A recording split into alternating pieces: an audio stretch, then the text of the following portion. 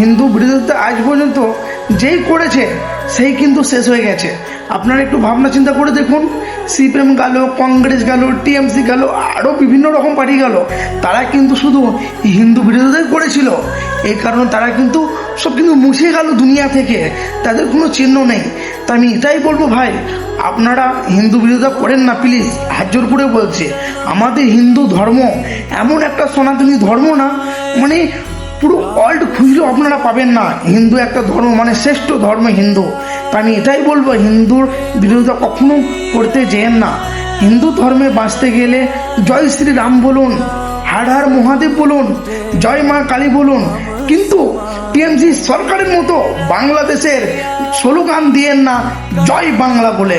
কিন্তু এই কথাটা যারাই বলেছে তাদের কিন্তু সর্বনাশ কিন্তু নিজেকে নিজে ডেকে নিয়ে এসেছে। জয় শ্রীরাম। ভালো থাকবেন, সুস্থ থাকবেন, ভিডিওটাকে শেয়ার করে দেবেন।